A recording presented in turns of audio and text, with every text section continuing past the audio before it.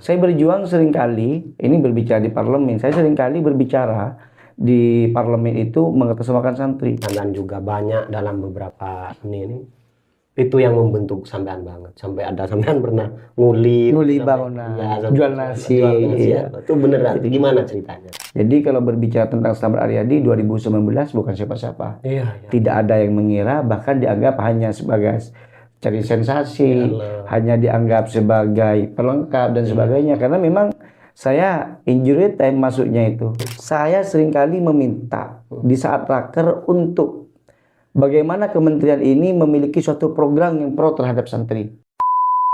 Halo, selamat malam teman-teman ngopi-ngopi. Kali ini saya mendapatkan kesempatan yang sangat berharga, luar biasa sekali, yaitu bisa podcast dengan Pak Dewan, yaitu DPR RI dari fraksi Partai PAN, Kak Slamet Aryadi. Kayak subhanallah, makasih banget. Saya tidak menyangka beliau bisa se-welcome ini. Saya kemarin waktu ngubungin tuh sudah berharap semoga Kak Slamet mau aja gitu kan, karena sampean selalu siap banget. Selalu siap. Kak, ini kita mohon untuk ngajak sampean diskusi nih, karena sampean sekarang kan merepresentasikan tokoh muda yang sangat progresif dan itu mewakili orang Madura, Kak. Betul. Itu luar biasa. Saya tidak menyangka ya dalam berapa tahun sampean jadi DPR ini, 4 tahunan sudah. Kurang lebih 3 tahun setengah lah. 3 tahun setengah itu sampean sebegitu eksisnya gitu kan, di mana-mana, mulai dari kejutan di Najwa Shihab, di Mata Najwa, dan sampai sekarang luar biasa. Izin nggak ya? Boleh sekarang ini biar teman-teman lebih mengenal beliau, kita bahas dari profilnya sampean dulu. Sampean ini siapa, dari mana gitu kan, kehidupan sampean itu masa kecil tuh gimana, Kak? Boleh, Kak? Kalau ditanya siapa dan dari mana, tentunya saya berkata dari Madura, ya untuk Madura. Kan begitu. Jadi kalau berbicara tentang sekilas profil kehidupan saya di masa yang lalu, saya bukan siapa-siapa. Bener-bener bukan siapa-siapa. Bukan siapa-siapa dan ingin menjadi siapa-siapa, itu tentunya sesuai hari ini. Karena saya memang berangkat dari ya notabene-nya bukan orang yang mampu, bukan orang yang ada, tetapi punya keinginan dan punya keyakinan serta punya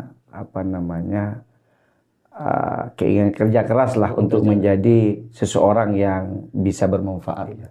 Kalau waktu kita nonton di Mata Najwa itu kan yang diangkat itu adalah sampean tuh bener-bener kayak from nothing, dari bukan siapa-siapa, anak zero to hero ya. Iya, zero. Sampai jadi DPR RI itu kan wow banget. Kalau saya istilahkan itu Mas Tarsan masuk kota. Bener-bener pertama kali sampean tuh, Kak? Pertama kali.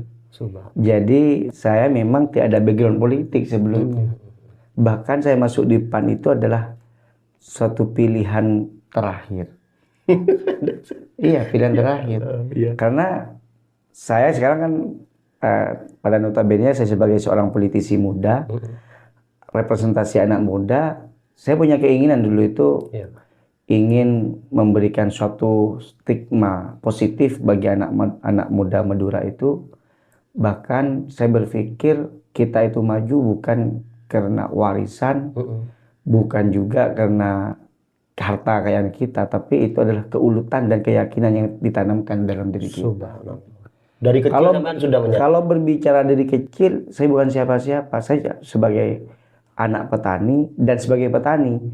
Kenapa saya katakan sebagai anak petani? Memang bukan saya dipoles cover saya sebagai anak petani, bukan. Dan dikenal sebagai anak petani masuk Senayan, bukan itu. Tetapi memang hakikatnya saya terlahir sebagai putra petani, anak petani, dan sebagai petani. Udah real banget itu, sudah bukan soal image yang ditampilkan. Betul, bukan citra. Memang saya sebagai putra petani yang hari ini ingin memberikan contoh kepada anak muda bahwa inilah Slamet Aryadi, putra Madura, anak petani, bisa juga memecahkan rekor. Bisa dikatakan meskipun saya tidak dapat rekor muri, lebih dari itu. Mencetak sejarah baru bagi anak-anak petani khususnya di Madura. Gitu. Berarti kesuksesan tuh bisa berasal dari kalangan manapun. Iya, sukses itu kan bukan Cak Maduran sukses benih sangkolan. Iya benar. Ya kan? Bukan warisan. Bukan warisan. Bahasa Madura yang sukses bukan sangkolan, bukan warisan. Tentunya apa? Sukses itu terlahir dari diri kita sendiri. Bagaimana kita membangun citra, bagaimana kita membangun keinginan, motivasi diri kita untuk terus membuka diri seluas-luasnya. Ya intinya cek kesengkah. Iya. Dan Kak Slamet ini kan identik dikenalnya ya. Saya waktu baca nonton di Mata Najwa dan di beberapa media, sampean selalu mengakui sebagai anak pondok. Oh iya. Kira-kira dalam tahapan pendidikan apa sampean yang sampai ini banget? Ya alhamdulillah Iya. saya karena Madura itu adalah sangat kental dengan pesantren Iya. dan keluarga saya itu juga lebih kental dengan pesantren juga. Alhamdulillah saya masih berstatus, sebetulnya bagi saya tidak pernah ada alumni. Tidak. Karena pada prinsipnya dalam jati diri saya adalah tetap santri. Sekali santri tetap Santri. Jadi alhamdulillah saya mondok di pondok pesantren Nasatul Tulab, Pracin Camplong Sampang. Saya keluar dari pondok itu kalau tidak salah 2009. Berapa tahun mondok sebenarnya? Alhamdulillah cukup singkat, cuman setelah lulus SMP saya melanjutkan pendidikan sekolah tingkat atas itu SLTA di SMA Nasatul Tulab. Baru setelah lulus SMA di Nasatul Tulab, di Pondok Pesantren Nasatul Tulab, saya melanjutkan di Universitas Trunojoyo Madura. Bentar Kak, ini Kak, di pondok hanya 3 tahun, tapi sampean sering sebut-sebut. Kira-kira nilai apa yang melekat dari sampean selama di pondok? Sebetulnya pondok itu adalah tempat yang sungguh istimewa bagi saya sebagai seorang santri yang sebelumnya itu belum pernah nyantri. Karena di pondok pesantren Nasatul Tulab itu, di sana saya bukan hanya belajar tentang ilmu agama. Ini bukan promo pondok Kak ya? Bukan, murni bener yang tapi rasakan. Iya. Cuman kan saya sebagai satu kebanggaan sebagai santri pondok pesantren Nasatul Tulab, perlu saya sampaikan agar apa? Adik-adik yang mondok di pesantren manapun, khususnya di Nasatul Tulab, mereka punya kebanggaan tersendiri. Ini loh, lulusan pondok pesantren Nasatul Tulab atau santri bisa menjadi menjadi salah satu tokoh besar lah, katakan dari 575 anggota DPR RI, inilah lulusan santri. Saya berjuang seringkali, ini berbicara di parlemen, saya seringkali berbicara di parlemen itu mengatasnamakan santri. Bagaimana kementerian, pemerintah betul-betul memiliki konsen terhadap bagaimana pondok pesantren itu dijadikan sebagai alat prioritas untuk bisa mengembangkan alat peraga, untuk bisa mengembangkan bagaimana santri itu juga bisa berkarya, bisa berkreasi, tentunya juga bisa produktif. Jadi berbicara tentang pondok pesantren, banyak hal yang saya dapat, saya sampaikan lagi, bukan hanya tentang ilmu agama, bukan lagi soal tentang ilmu formal, tetapi di sana lebih betul-betul menciptakan karakter diri kita menjadi seorang santri, menjadi seorang anak muda yang memiliki karakter dan bisa dijadikan sebagai sebagai bekal di masa depan begitu. Dan sampean tadi lanjut pada pembahasan dunia kuliah, di mana sampean juga banyak dalam beberapa ini itu yang membentuk sampean banget, sampai ada sampean pernah nguli bangunan, jual nasi. Itu beneran. Gimana ceritanya? Jadi Mas Makin ini, podcast saya malam-malam ini tentunya men-tracking ya. Saya sebelum jadi anggota DPR RI itu kerjanya apa, dan sebagainya. Karena inspiratif banget tuh, jarang banget Kak, dari yang nggak ada tuh. Jadi setelah saya mondok, saya alhamdulillah melanjutkan kuliah S1 jurusan psikologi di Fakultas Fisip UTM. Di situ saya memang berjuang bagaimana saya bisa merubah karakter, merubah nasib. Karena apa? Saya sampaikan harus merubah karakter, merubah nasib. Saya harus sukses. Dalam hati dan pikiran saya harus sinkron. Saya katakan saya harus minimal menjadi salah satu contoh dari 9 bersaudara. Karena saudara saya itu 9. Saya ikutan nomor 8. Saudara saya cowoknya 7 termasuk saya, perempuannya 2. Selalu saya berpikir bagaimana saya harus sukses. Harus sukses menjadi contoh dalam keluarga. Betul.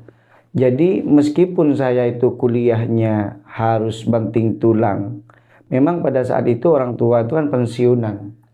Pensiunan ya tidak cukup untuk bisa memenuhi kebutuhan pendidikan saudara kita, karena kakak saya waktu itu kuliah di Malang, adik saya harus melanjutkan pendidikan. Jadi pada prinsipnya saya harus bisa survive, bisa bertahan, dan bagaimana saya bisa menghidupi kebutuhan sehari-hari saya di kampus, baik kebutuhan pribadi ataupun kebutuhan pendidikan. Sehingga saya pada saat itu ya harus berpikir bagaimana bisa bertahan secara pendidikan dan kelanjutan hidup saya, ya mau tidak mau saya harus bekerja. Meskipun harus serabutan sebagai kuli bangunan yang pada hakikatnya saya bekerja itu tidak mengganggu aktivitas kuliah saya, aktivitas organisasi saya. Prioritas utama tetap jalan. Tetap jalan. Karena tujuan saya itu hanya bagaimana saya bisa bekerja untuk bisa menyambung hidup dan bisa menyambung pendidikan. Tapi alhamdulillah setelah saya sebagai kuli bangunan kerja Sabtu Minggu, kadang kuliahnya pagi, siang gak ada kuliah, jam satunya saya kerja. Begitu. Dan ini mungkin menjadi salah satu keyakinan saya bahwa saya bisa bekerja, bisa melanjutkan pendidikan dan bisa melanjutkan hidup. Setelah saya kuli bangunan, alhamdulillah sedikit demi sedikit saya nabung. Baru setelah itu saya buka warung lesehan, namanya warung suka-suka. Jadi itu pun modal dari kerjaan sampai dari kerjaan. Alhamdulillah dari itu saya bukan modal. Tidak. Jadi saya hasil nabung, lalu saya buat buka warung suka-suka. Dan setelah itu saya berhenti bekerja karena saya fokus harus jualan nasi. Dan Kak Dewan, saya bertanya ke beberapa alumni ya, mahasiswa UTM itu yang masih yang ada pada saat kuliah. Saya tanya apa ciri khas dari Kak Slamet Aryadi dulu waktu kuliah. Beliau tuh banyak lah, ada yang bilang aktif di organisasi, tapi yang identik yang banyak menjawab tuh sederhana. Katanya sampean tuh gak pemalas. Oh iya. Sampean giat katanya orangnya, bangun pagi dan males tadi WC. Subhanallah. Iya kan? Itu sudah identik dengan karakternya sampean dari kuliah. Ketika males, ya kita nggak akan punya apa-apa. Kita hanya menjadi penonton. Karena pada prinsipnya saya ingin jadi aktor. Ya. Kalau bukan kita yang membangun citra dalam diri kita, siapa lagi?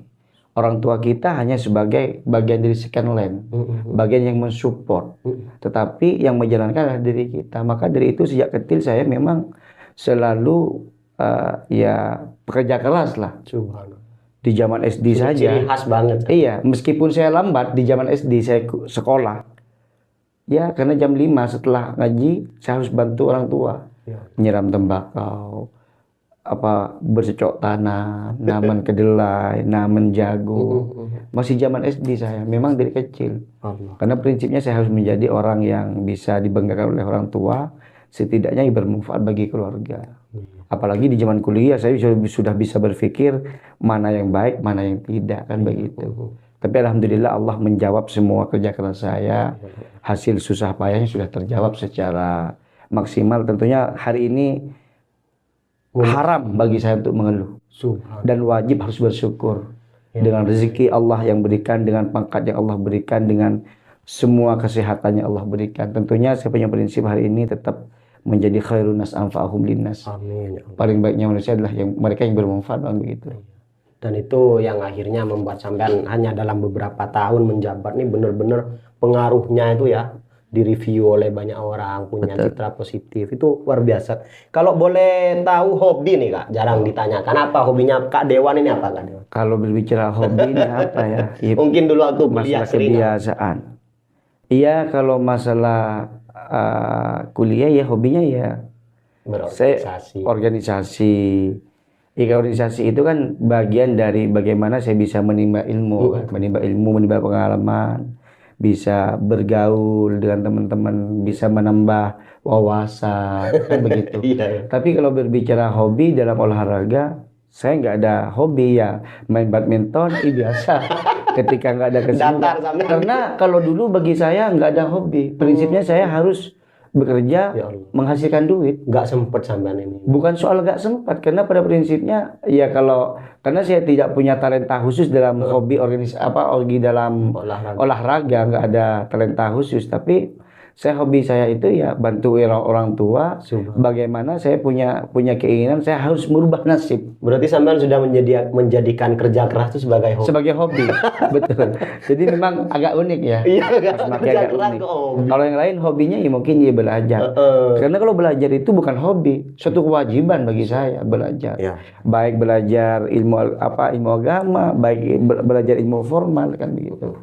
Oke Kak Dewan, kita mulai ke karir politik nih Kak. Ah. Awal ketertarikan Kak, sampai kan masih muda banget, tiba-tiba jadi DPR RI itu dari mana semua itu bermula? Boleh diceritakan? Iya, Kak? sebetulnya bukan dari ketertarikan, Iya. saya membaca peluang. Oh, Karena mohon maaf, Iya. ketika kita berbicara tentang politik, jangan politik nasional, dapil Madura Raya lah, baik di PRRI, provinsi sampai daerah. Ini ada kecenderungan bahwa mereka yang terjun dalam dunia politik ini seakan-akan dimonopoli oleh orang-orang dewasa. Dalam artinya orang-orang sepuh, orang tua. Iya. Jadi untuk merepresentasikan keterwakilan anak muda itu sangat sedikit. Iya. Kenapa saya langsung meloncat ke DPR RI tanpa harus provinsi ataupun kabupaten? Karena saya membaca peluang. Menganalisa banget sampai Iya, peluang tuh, Kak. karena pada saat itu dari anggota DPR RI dari Dapil Madura Jatim 11 ini 8 orang yang terpilih. Notabene-nya mereka itu bukan dikategorikan sebagai anak muda. Anak muda itu kalau nggak salah undang-undangnya di bawah 30 tahun ya. 30 tahun ke bawah. Jadi saya berbicara saya harus masuk dan menjadi bakal calon legislatif berkontestasi di situ harus merebut suara anak muda. Sudah. Dan saya wajib menjadi bagian representasi dari anak muda. Kalau dilihat apa yang motivasi saya, yaitu saya ingin memberikan contoh kepada anak muda di Madura ini bahwa kita itu ketika kita punya keinginan, insya Allah dengan kerja keras Allah akan mengizinkan, Allah akan menakdirkan.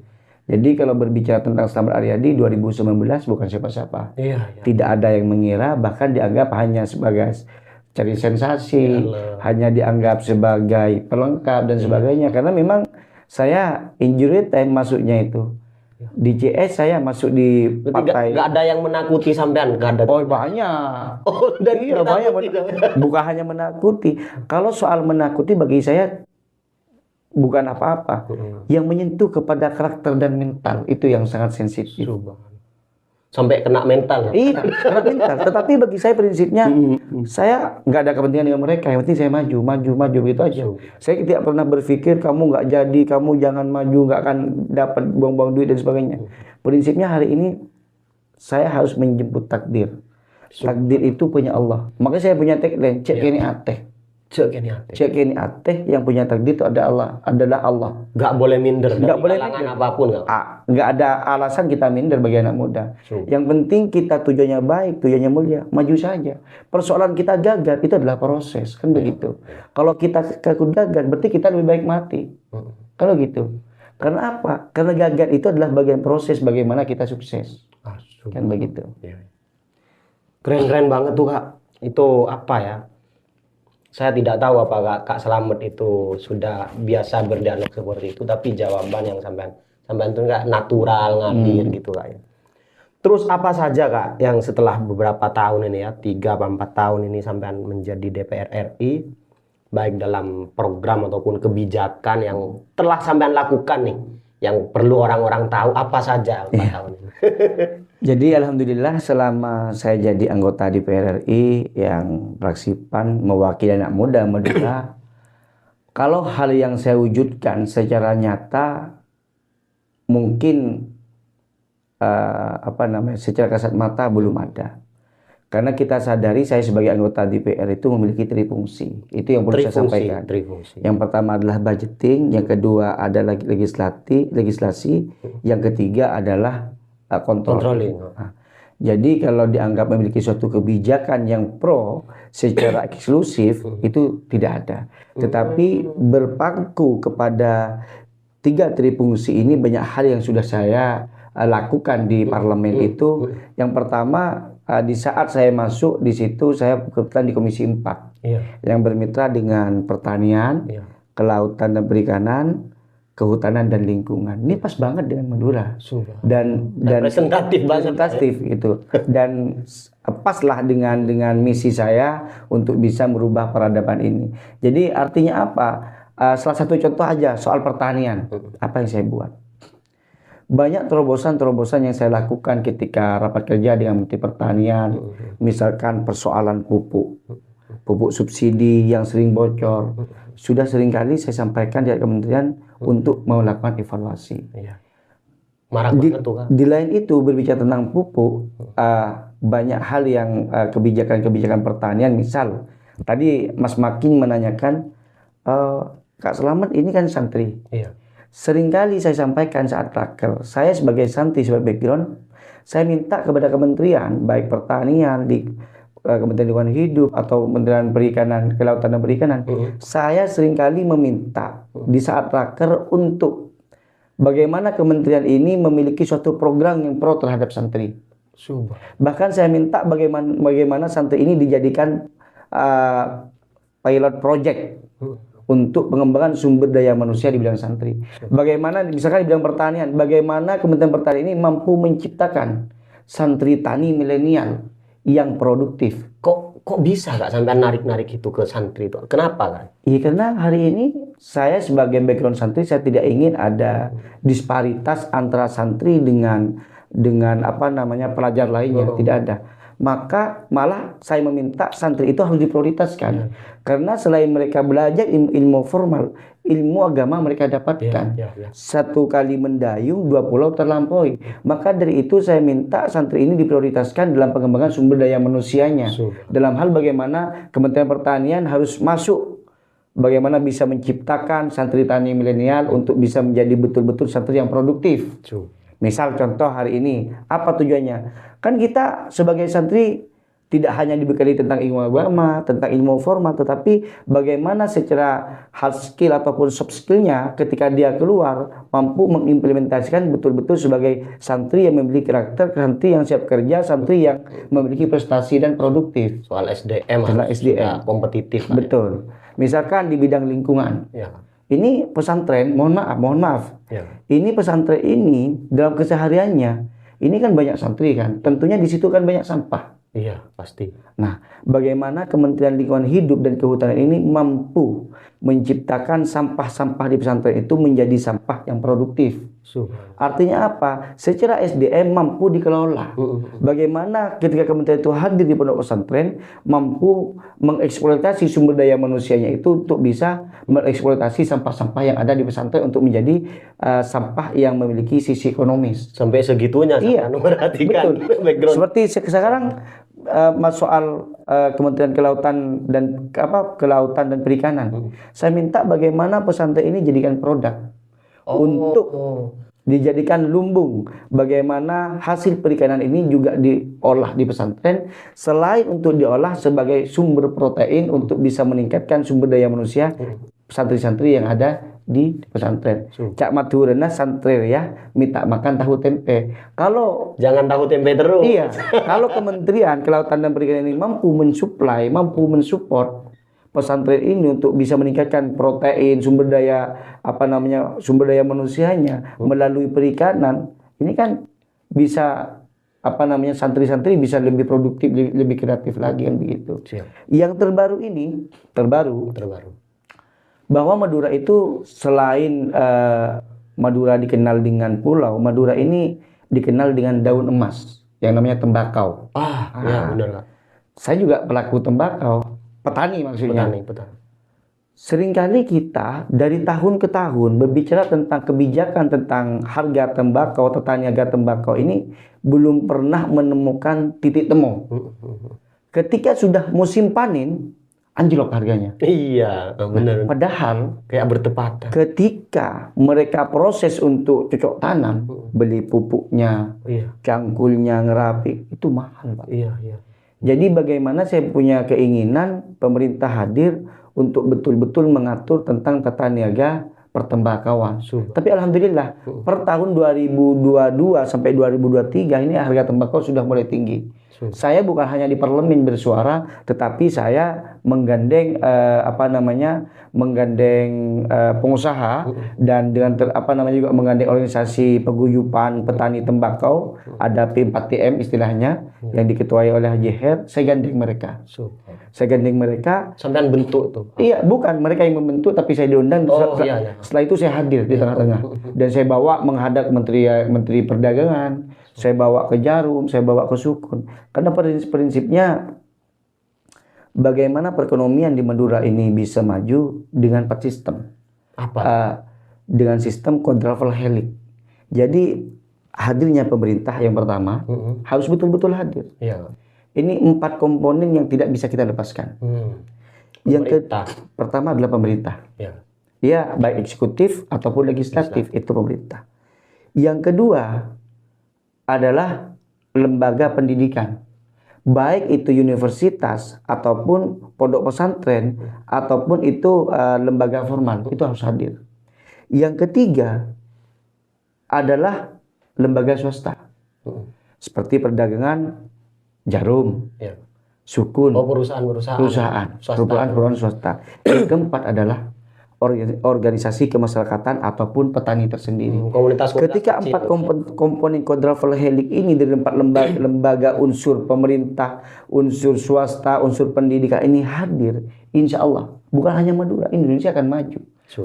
Bahwa 2045 ini dicita-citakan Indonesia emas, bahkan Indonesia maju, bukan hanya sebagai karangan cerita, tapi betul-betul maju ketika 4 komponen ini betul-betul bersatu, memikirkan. Misalkan tembakau ini murah. Apa sih kajian-kajian dari lembaga pendidikan universitas, dari badan penelitian, apa yang perlu diteliti? Misalkan harganya turun, harga produksinya tinggi. Ini apa? Ini perlu dilakukan penelitian, diobservasi, dianalisa. Misalkan sekarang masyarakat minta harganya tinggi. Tentunya pabrik harus mensupport, harus mendukung, kan begitu. Bukan hanya tembakau, terkait garam pun. Bahkan kalau saya teringat, tahun 2020, saya membawa sampel ke kementerian, bukan kementerian, di saat rapat saya membawa sampel garam Madura. Pada saat itu menterinya Pak Edi Prabowo. Saya bawa sampel, satu di packing di botol, saya bawa ke sana, saya minta kepada menteri untuk dicicipi, dicoba. Apakah apakah garam Madura ini masih asin atau manis? Iya, saya katakan, Pak, kenapa garam Madura ini harus harganya tidak stabil terus, Pak? Apakah garam Madura ini asin atau manis? Saya minta Bapak cicipi, semua Pak Menteri dicicipi. Ternyata beliau menjawab masih asin. Ada kok videonya. Apa tujuannya? Kalau masih asin, tolonglah diperbaiki. Apa sih sebetulnya yang menjadi carut marut Tetaniaga garam ini yang tidak pernah menemukan titik temu? Saya minta untuk dilakukan tes lab. Apakah tes labnya NaCl-nya misalkan berapa sih kadar NaCl-nya untuk bisa masuk dalam produksi? Saya minta sudah. Sampai kawal betul. Saya kawal betul. Luar biasa ya. Misalkan hari ini Madura ini kaya. Iya. Madura itu betul-betul kaya. Kenapa saya di saat rapat paripurna pada tahun 2021 akhir saya meminta bagaimana kepada Presiden untuk membuka moratorium Madura untuk dijadikan Provinsi Kepulauan Madura. Sampean bagian dari itu kan? Bukan. Saya sempat mengusulkan di saat rapat paripurna kepada Ketua DPR secara langsung meminta Madura untuk dijadikan Madura Provinsi dengan nama Provinsi Kepulauan Madura. Apa tujuannya? Bukan tujuan kekuasaan secara pribadi, bukan tujuan politis secara pribadi bagi Slamet Aryadi, tidak. Tapi tujuannya adalah untuk kesejahteraan masyarakat Madura. Bagaimana sumber daya alam yang ada di Madura ini dikerus, bagaimana sumber daya alam yang ada di Madura dieksploitasi ini kembali kepada masyarakat Madura. Kesejahteraannya kembali kepada masyarakat Madura. Tidak difilter dengan banyak. Betul, dari Madura untuk Madura. Migas Madura. Mampu menyuplai kebutuhan yang lain. Kalau bicara migas, kalau itu terwujud benar-benar akan berpengaruh ke kesejahteraan. Kalau Madura betul-betul menjadi provinsi, mohon maaf, kadang saya berbicara tentang Madura provinsi, ada kalangan yang menciptakan pro dan kontra. Tapi hari ini saya berbicara tentang pro. Pro terhadap Madura menjadi provinsi. Siapapun menjadi gubernur silahkan. Kan kita adalah negara demokrasi. Tetapi tujuan saya bagaimana saya sebagai putra Madura, saya tidak ingin menjadi penonton. Atas tergerusnya kekayaan sumber daya alam yang ada di Madura ini. Saya ingin betul-betul miris. Ingin betul-betul memperjuangkan masyarakat Madura untuk betul-betul sejahtera. Sebetulnya saya ketika berbicara tentang Madura miris. Sumber daya alamnya yang dikerus, yang dikelola tidak kembali kepada Madura. Ketika sampean tahu melihat itu terjadi, sedangkan kepada kesejahteraan dampaknya kecil sekali. Jadi saya sekarang berbicara sebagai anggota DPR RI itu tiada lain hanya bagaimana masyarakat Madura harus sejahtera. Itu saja yang ada dalam pikiran, yang ada dalam hati, yang ada dalam tujuan saya itu. Cuman repotnya saya kan sebagai anggota DPR RI tidak punya trifungsi, dibatasi oleh Ada undang. batasan. Tetapi terlepas dari itu saya tidak boleh kerdil pemikiran, tidak boleh kerdil dalam berjuang, tidak boleh patah semangat, apalagi saya sampai putus asa untuk terus berjuang untuk membesarkan hati masyarakat Madura untuk terus mensejahterakan masyarakat Madura. Subhanallah. Selain berbicara tentang sumber daya alam yang lain, Madura itu punya sumber daya alam hayati. Sumber daya alam hayati itu adalah populasi sapi Madura yang hari ini sampai detik ini menjadi primadona di Madura. Daging terbaik Kak ya. Daging terbaik, bahkan berdasarkan data PPS, sapi Madura itu dapat menyuplai dari 24 sampai 27% menyuplai kebutuhan daging Nasional. Iya, secara nasional. Itu Madura. 24% Kak. Kalau mau semakin tahu, Iya. saya juga kaget loh. Iya. Seakan-akan Madura ini punya sumber daya alam hayati itu seakan-akan seperti air yang seperti bor sumur yang terus melimpah. Ini ke Kalimantan dikirim, ke Jakarta, ke Jawa. Bahkan ini hitungan hari loh. Iya. Bukan puluhan, Tiap hari ratusan. ngirim. Tapi ini kan saya belum melakukan observasi, belum melihat data statistiknya setiap hari berapa keluar. Tapi karena saya juga sekarang bergelut dalam dunia itu, Iya kan? karena abah saya kan pedagang sapi Iya, dulu. iya. Saya meneruskan itu hari ini. Saya juga berbisnis sapi. Berarti tiap hari sapi Madura Sapi Madura, keluar. apalagi ini menghadapi Idul Adha. Idaman Kak ya. Ini sumber daya alam hayatinya luar biasa. Jadi ini populasi ini saya mengajak kepada orang Madura, ayo kita rawat, kita lestarikan, kita budayakan, dan kita kembangkan populasi sapi Madura ini jangan sampai punah. Karena kalau Mas makin tahu, kalau tadi berbicara tentang daun emas, Iya. sekarang kalau Mas makin tahu terkait masalah sapi ini, saya katakan saya tidak bisa mengatakan asumsi persentase karena harus ada penelitian. Tapi saya katakan setiap rumah pasti ada yang punya sapi. Kalau masih kalau ada di orang Madura, iya kan? Iya. Karena itu adalah harta karun mereka. Pasti setiap rumah punya sapi. Entah yang hanya hobi cari keringat untuk ngarit, ya kan? Banyak orang bahkan beranggapan tuh investasi Kak. Iya betul, investasi, harta karun. Iya. Kalau sakit sapinya bisa dijual. Kalau punya hajatan tidak punya uang Iya. bisa. Benar. Iya. Jadi ini saya berharap bagi orang-orang Madura, mari kita ciptakan populasi sapi Madura ini untuk terus dipertahankan di Madura. Kalau orang jangan sampai punah. Kalau orang Madura itu buat acara itu valuasinya bukan uang, bukan butuh berapa Iya. juta ini, tapi ini kira-kira ngabisin berapa sapi. Betul. Harus nyembelih Iya. berapa sapi. Ini uniknya Mas. Di Madura kalau pesta hajatan itu kan untuk berpesta pora, untuk senang-senang. Iya. Mereka nyembelih sapi wajar. Ini mohon maaf, mereka ada istilah ada yang meninggal. Kadang orang Madura sapi yang jadi harta karun itu disembelih, ya kan? Sudah harta karunnya, sudah ada keluarga yang meninggal, meninggalkan sapi. Iya, benar. Inilah kehebatan orang-orang Madura kan. Oke, Kak Dewan. Ini saya sebenarnya iri sama Madura. Karena begini ya, saya tidak menutup. Tapi kalau irinya baik, saya Baik. positif. Baik, ya. Karena kalau irinya yang tidak baik, tidak boleh. Iya. Irinya begini, saya itu membaca isu-isu orang Madura itu masih banyak yang pesimis ya karena isunya kurang kompetitif lah, banyak yang SDM-nya rendah.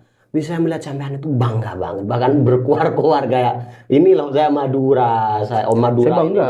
Ini. Ya itu kira-kira bagaimana sampean Kak bisa nge-share ini, menyebarkan ini supaya tersalurkan wadah masyarakat Madura, gak usah minder jadi orang Madura, banggalah jadi orang. Iya.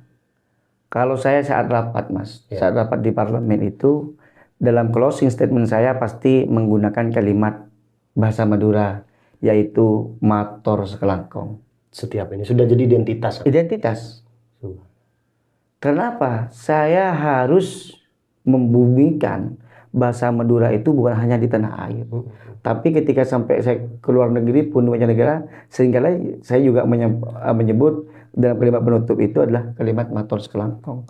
Karena bagi saya bahasa Madura itu bukan lagi menjadi budaya, bukan menjadi bahasa, tetapi itu menjadi suatu kebanggaan bagi saya untuk terus dikampanyekan, untuk terus disampaikan kepada masyarakat, ini loh saya orang Madura. Seringkali saya menggunakan perform baju kaos yang merah putih, ini ada di belakang saya merah putih. Iya. Saya ingin menunjukkan bahwa darah Madura itu tidak boleh minder. Bagi mereka yang memiliki keturunan darah Madura, pantang kalimat berkecil hati itu. Tidak boleh. Tidak boleh. Bahkan kalau boleh saya katakan, haram bagi orang Madura untuk berkecil hati. Orang Madura itu identik, Mas. Mereka itu, kita khususnya orang Madura itu identik sebagai pekerja keras. Dia identik sebagai mereka yang bisa berpikir lebih terbuka, out of the box, ya kan? Berpikirnya lebih luas. Bukan berbicara tentang hidup entah hari sekarang ataupun esok, tetapi mereka berpikir tentang bagaimana jangka panjang, bagaimana tentang masa depan. Jadi kalau hari ini masih ada anak muda Madura yang masih minder, pesimis, haram nggak ya? Nggak boleh, karena kita sebagai orang Madura harus bangga, dan juga memang kalau kita melihat realita kehidupan ini keras, Mas. Tapi kalau saya ilustrasikan, bagi orang Madura harus jauh lebih keras perjuangan kita untuk mencapai kesuksesan tersebut. Jadi saya sampaikan bagi teman-teman anak muda, Gen Z, anak milenial, jangan pernah berkecil hati, cek pernah kini hati, jangan pernah minder. Kita harus membangun persepsi bagaimana kita sebagai anak muda Madura itu, kita harus kelihatan tangguh, harus kelihatan kuat, harus kelihatan kuat mental. Itu yang terpenting. Kak Dewan, dalam apa yang sudah sampean lakukan ini dan apa yang bisa sampean lakukan ke depannya, 5 atau 10 tahun lagi sampean ingin melihat Madura ini seperti apa? Sebetulnya saya tidak sampai 5-10 tahun, Mas. Iya. Saya ingin melihat dalam waktu dekat. Dalam waktu dekat? Iya, dalam waktu mewujudkan dekat. Apa yang seakan-akan bisa bin selabin jadi gitu loh. Ingin melihat masyarakat Madura ini sejahtera. Utama itu, Kak. Sejahtera dalam arti sejahtera itu luas. Baik itu sejahtera secara finansial, secara pribadi, sejahtera dalam pendidikan, sejahtera dalam sumber daya manusia, sejahtera dalam kesehatan, sejahtera dalam perekonomian, sejahtera dalam infrastruktur. Saya ingin betul-betul sekarang ini, Mas, ingin membuka mindset open mind bagi teman-teman masyarakat Madura. Bahkan maju ataupun tidaknya Madura tercinta ini bukan hanya terpaku pada pembangunan infrastruktur, tidak. Seringkali mereka mengidentik Madura itu maju karena jalan rusak. Tidak. Sebetulnya majunya Madura itu tergantung bagaimana majunya sumber daya manusianya. Utamanya SDM. Kalau SDM-nya maju, maka tentunya semua maju. Karena pola pikirnya akan hidup. Kenapa? Kalau SDM kita sudah maju, Mas, mereka sudah bisa berpikir. Bisa lebih berpikir tentang bagaimana mereka bisa berjuang, bagaimana mereka berkembang, bagaimana mereka bisa meningkatkan pendidikannya. Ya kan? Karena bagaimana pola pikir kita. Dari situ contoh, Bang Madura misalkan. Engkau tak mampu mensekolahkan anak karena engkau tak di PC. Berarti apa? Pola pikir. SDM. Artinya pemerintah sekarang hadir, Mas, untuk bisa ikut mencerdaskan kehidupan bangsa ini, mampu memberikan bantuan beasiswa, bukan hanya tingkat SLTP, bukan hanya tingkat sekolah dasar, sampai perguruan tinggi. Kalau boleh saya sampaikan, bukan saya sombong, bukan takabur. Semenjak saya dilantik jadi DPR RI 3 tahun lebih, sudah banyak, meskipun bukan ribuan, ratusan. Mereka yang saya bantu melalui program pemerintah, baik itu reguler ataupun program aspirasi, melalui program beasiswa dari Kementerian Pendidikan. Melalui program ada KIP, ada PEP. Karena sampean ingat waktu sampean kuliah dulu harus kerja. Jadi kalau sekarang saya sampaikan bagaimana Madura bisa sejahtera, yaitu kuncinya sumber daya manusia. Jadi saya sebagai legislator muda ingin betul-betul lahir kaum intelektual muda Madura ini harus lahir menjadi tokoh bangsa, menjadi tokoh nasional. Harus betul-betul mereka punya keinginan besar untuk merubah Madura ini menjadi wilayah kepulauan yang betul-betul sejahtera. Yang saya sampaikan tadi, bukan hanya sejahtera Cilana Genteng, Mas. Tetapi mereka harus mampu merubah mindset bagaimana kita sebagai aset Madura, kita harus mampu berkontribusi untuk Madura. Luar biasa. Jadi saya sarankan bagi mereka yang besar di luar, bagi masyarakat Madura harus kembali ke Madura. Mari kita bangun bersama-sama. Tidak bisa seorang Slamet Aryadi untuk bisa membangun, tidak hanya seorang Slamet yang untuk bisa membangun Madura, tetapi kita harus berangkulan tangan. Kita harus bahu membahu. Itu harus nyampe kepada setiap orang ya. Iya. Keinginan. Bagaimana Madura ini bisa sejahtera? Harus bahu membahu. Kita harus berangkulan tangan. Madura ini butuh pemikiran kita, membutuhkan support baik uluran tangan kita, pemikiran kita dan sebagainya lah. Oke. Jadi saya berharap bagaimana orang-orang besar yang ada, orang Madura yang di luar yang merasa besar, mari kita bangun Madura bersama-sama. Oke. Kan begitu. Luar biasa. Kak Dewan, ini pertanyaan akhir-akhir ini lebih personal nih Kak Dewan. Iya. Boleh nih. Salah satunya ini, setelah semua proses dan pencapaian yang Kak Dewan sudah terima ya, sudah lalui semua, pada titik ini apa yang paling membuat Kak Slamet bersyukur? Iya, saya sampaikan tadi itu. Bagi saya pantang dan haram untuk mengeluh. Bagi saya wajib bersyukur. Wajib bersyukur. Karena dalam firman Allah sudah berkali-kali disebutkan, fabi ayyi ala'i rabbikuma tukadziban. Betul ya? Iya. Maka nikmat manakah yang akan kamu dustakan? Betul ya? Artinya kehadiran nikmat itu sampean benar-benar Bukan soal jabatan bagi saya. Kalau jabatan itu kan tahunan musiman. iya. Tetapi prinsipnya saya dilahirkan menjadi orang yang bermanfaat, diberikan kesehatan, diberikan kekuatan oleh Allah. Ini bagi saya tidak tara, tidak ada nilai jualnya.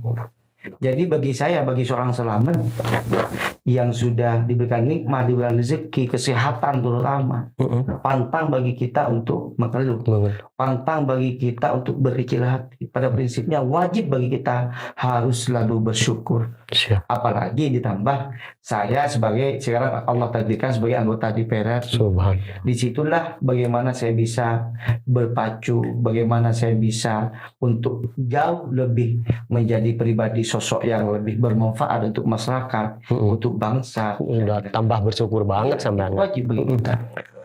Kak Slamet ingin dikenang sebagai apa Kak Slamet Aryadi di masa depan oleh masyarakat? Saya yaitu saya sampaikan tadi, saya ingin dikenang sebagai orang yang bermanfaat untuk masyarakat Madura, untuk bangsa dan negara.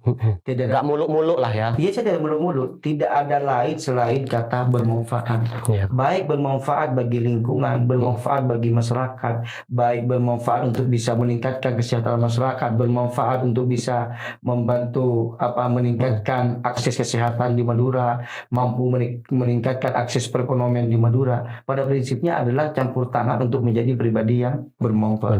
Gitu.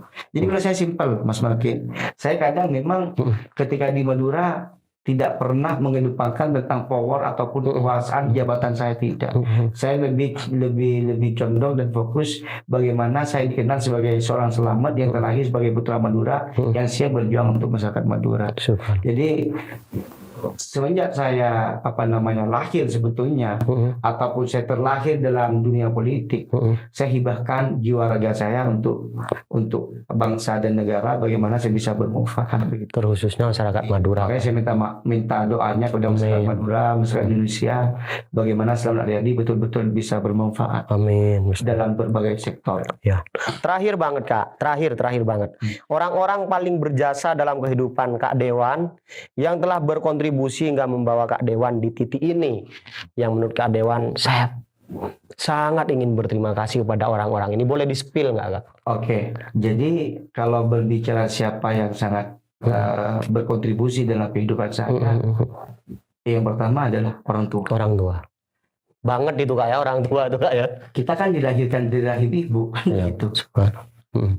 Kita mau menyadari ataupun tidak, itu adalah kita sampai detik ini bisa berdiri, bisa duduk dengan manis. Itu adalah bagian dari campur tangan orang tua. Jelas, Mas Makin. Ya. Filsuf Madura mengatakan adalah Bapak, Bebu, Guru, Ratu. Bapak, Embu, Guru, Ratu. Itulah yang menjadi dasar. Ya ke siapa lagi kita? Ya kepada selain orang tua, ya keluarga. Kan begitu. Istilah ideologi siapa? Guru. Guru. Karena guru itulah yang membantu kita ketika seringkali kita ada pidato, kita diangkat dari alam jahiliyah menuju Iya, benar. terang. Iya. Karena guru. Kepanjangan tangan dari para nabi, guru.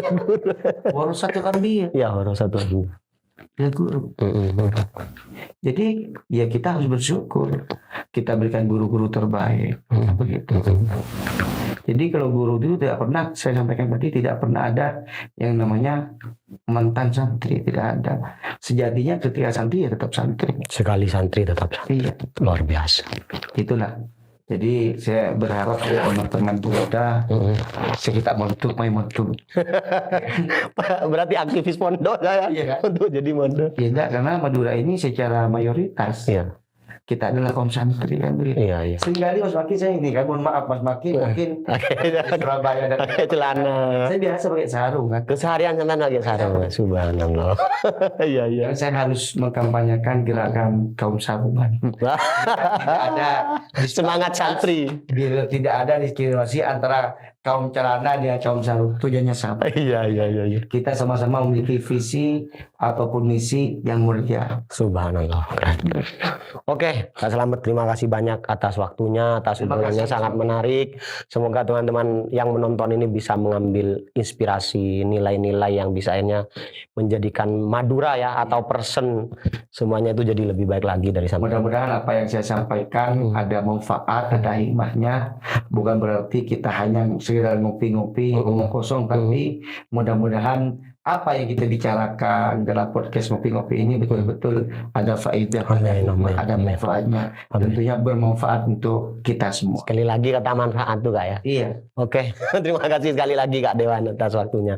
Mungkin itu saja teman-teman obrolan asik dan inspiratif kita dengan Kak Slamet Aryadi selaku DPR RI dari Madura Kak ya.